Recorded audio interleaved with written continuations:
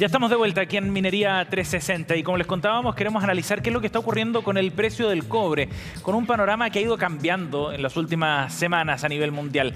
Desde junio de este año, para tener una idea de lo que ha ocurrido con el precio, ya ha experimentado una caída superior al 20% y podría seguir descendiendo eventualmente.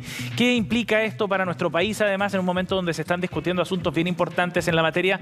Daniela de Sormó, economista y directora de estudios de Vantas Group, directora además del Centro de Estudios del Cobre, CESCO, nos acompaña. ¿Cómo estás, Daniela? Hola, Sebastián, muy buenas tardes. Bienvenida, gracias por acompañarnos. Bueno, Daniela, hace un tiempo atrás, no mucho tiempo atrás, estábamos hablando de precios récord del cobre, ¿no?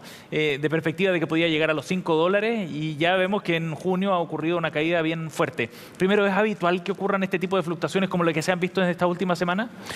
O sea, efectivamente el cobre es un mineral, digamos, que se transa y que por tanto tiene un comportamiento bastante cíclico. O sea, eso es normal que hayan estos ciclos.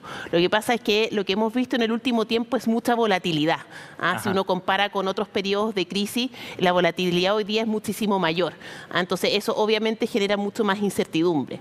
Y lo que tú comentas de los valores críticos, o sea, récord del cobre, cerca de los $5, fue producto de una rápida recuperación, sobre todo de China, post-pandemia. Digo post-pandemia entre comillas, porque estamos viendo que todavía no ha terminado la pandemia, ¿cierto? Pero recordemos que el primer semestre del 2020 fue que el pic, ¿cierto?, de la pandemia. En abril de ese año la Organización Mundial de la Salud declara la pandemia mundial. Justo a las 2 semanas después el precio del petróleo alcanza un mínimo negativo histórico, algo que nunca se había hecho. Claro, y eso trae como consecuencia que todos los minerales y los commodities caigan en picada, incluso el precio del cobre. Y recordemos que en ese mes el precio del cobre promedió cerca de los $2.20 la libra en abril del 2020. ¿Qué pasa? Que junio, julio de ese año ya se empieza a recuperar China, una recuperación bastante rápida, y en septiembre ya vemos un rally del precio del cobre que se sostiene prácticamente todo el año pasado y al principio de este año. Eso también fue excepcional, esos niveles tan altos. Exacto, fue excepcional y fue una recuperación muy rápida y básicamente tiene que ver con los fundamentos del cobre, es decir, desde el punto de vista de la demanda por cobre, pero también con una oferta. La pandemia le pegó a la oferta, en el caso de Chile no fue tanto, pero sí en Perú, y al menos no había nuevos proyectos. Entonces, una demanda que se recupera muy rápido con una oferta que va más lenta, una oferta que va más rezagada, y eso hace, por supuesto, presión a los precios. Ahora, ¿qué es lo que está pasando entonces con esta parte del ciclo, digamos, con lo que estamos viendo ahora y en las últimas semanas y esta volatilidad? ¿Está asociado también a fundamentales? Yo diría que está más asociado a los miedos, y ya no son tan miedos porque cada vez es más probable, ¿cierto?, de que tengamos una recesión mundial en la segunda parte de este año. Principalmente por el lado de Estados Unidos. Entonces, estamos en una situación económica macro muy compleja, una recesión, pero además que está acompañada de inflación. Conocimos el dato de inflación de Estados Unidos que en junio sobrepasó el 9%, o sea, un dato que no se veía en 40 años. Otro récord, ¿cierto? Entonces, eso presiona porque la expectativa es que la Fed siga subiendo las tasas de interés. Por tanto, sabemos que un escenario de crisis con tasas de interés altas, eso profundiza la crisis aún más, ¿cierto? Entonces, claramente aquí una política monetaria tiene que ser contractiva para hacer frente a la inflación. Entonces, eso genera, por cierto, mucha incertidumbre. ¿Y eso hoy día pesa mucho más que, por ejemplo, lo que está ocurriendo con China en particular?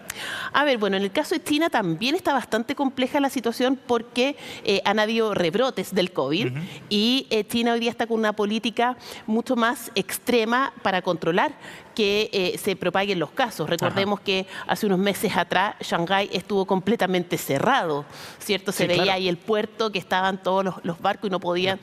Los containers, exactamente. Entonces, se tiene temor que esa situación se pueda replicar. Entonces, un cierre de la frontera china, al menos de las ciudades más importantes, tiene una implicancia también. Recordemos que China consume el 52% del cobre a nivel mundial. Por lo tanto, eso también está pesando hoy día en este temor y profundizando la caída en el precio del cobre. ¿Y esto cambia la tendencia a largo plazo para el precio del cobre, Daniela? ¿Estos factores parecieran ser menos transitorios, digamos, que solamente la volatilidad del mercado en un par de semanas? A ver, yo creo que hay que distinguir entre los fundamentos más de largo plazo y de tendencia con lo de corto plazo y la volatilidad. Perfecto. Yo creo que nos tenemos que acostumbrar a un mercado más volátil. Y si uno compara con las crisis anteriores, en general el precio del cobre, si bien, por ejemplo, la crisis subprime se demoró más en recuperar en recuperarse, pero era mucho menos volátil, los ciclos eran menos pronunciados. Entonces hoy día vamos a ver probablemente recuperaciones más rápidas o caídas más rápidas y mucha volatilidad. Entonces nos tenemos que acostumbrar a esa volatilidad. Pero si uno ve la tendencia de largo plazo, o sea, el cobre hoy día es un mineral crítico para todo lo que son las energías de transición, las tecnologías, digo, de transición energética. De lo que hemos hablado mucho acá. Muchísimo. El tema de la electromovilidad, por ejemplo, sabemos que un auto eléctrico tiene más cobre que una autoconvención y a pesar de toda la crisis de la pandemia y todo lo que estamos viendo hoy día, los planes de descarbonización siguen fuertes. O sea, ahí no hay vuelta atrás. Entonces, si uno ve por los fundamentos, la demanda va a seguir creciendo por cobre. Daniela, ahora hablemos del impacto que esto tiene para la economía chilena. Podemos hablar de la industria también luego, pero en términos económicos, ¿cómo nos afecta el ciclo a la baja que estamos viendo entonces?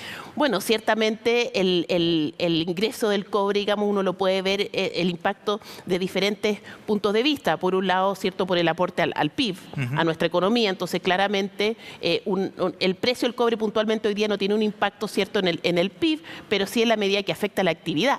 En la medida que afecte la producción de cobre y haya menor producción de cobre o producto de eso que haya menos proyectos y menos inversión, eso tiene un impacto en la actividad económica y también, evidentemente, a través de la recaudación fiscal. Sí, por supuesto. Sabemos que tanto la tributación de la minería privada como los ingresos de Codelco se ven afectados. Entonces, claramente hay un impacto negativo. Pero igual hay que ponerlo en contexto de que, bueno, ha bajado bastante el precio del cobre, pero creemos que es una volatilidad más de largo plazo. O sea, debiese recuperarse en algún minuto. Y ahora, desde la perspectiva de la industria, ¿esto puede tener impacto en la forma en la que se está desarrollando la industria y en su planificación para los próximos años acá en Chile? A ver, cuando la industria planifica en términos de, por ejemplo, hacer un aumento en la capacidad productiva, un proyecto Brownfield o un proyecto Greenfield, que es partir de cero, lo que se mira es el precio a largo plazo. Perfecto. No se mira el precio de mañana o de pasado mañana, ¿cierto? Entonces, yo veo que son bastante robustos los fundamentos del mercado. Por tanto, si hay proyectos que en el fondo son económicamente factibles y técnicamente factibles también, no debiesen verse mayormente afectados por lo que te comento, que los fundamentos del cobre siguen siendo sólidos. Sí. Exacto. Daniela, aprovechemos esta contingencia también y esta explicación que nos has dado para analizar lo que está ocurriendo con la discusión sobre el royalty minero. ¿Cómo ves esta idea de que se amarre precisamente esta tasa y que vaya aumentando a la medida que vayan fluctuando los precios? A propósito de esta volatilidad a la que quizás no deberíamos acostumbrar, ¿es un enfoque correcto para la discusión o no? A ver, yo creo que aquí lo que busca, sin entrar en el detalle, ¿cierto?, de la discusión, pero busca un poco que haya, ¿cierto?, en el fondo que se comparta esto de que cuando a la industria le está yendo bien por precio favorable, eso se traspase a mayor recaudación y cuando no le esté yendo tan bien, en el fondo tampoco eso se traspase también. O sea, en el fondo que haya una cierta correlación y eso pareciera hacer sentido en el fondo de que las tasas sean en función de los precios. Obviamente hay otros detalles como, por ejemplo, este sistema híbrido de ad valorem y también, digamos, sobre las utilidades o este rango o esta separación entre las producciones mayores a 200.000 toneladas, que eso puede generar ciertas distorsiones, por eso el tema todavía, digamos, no hay consenso y se está estudiando.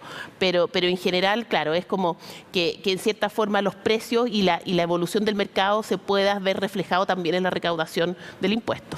Daniela, gracias por haber venido a Minería 360. Un gusto, gracias a ustedes.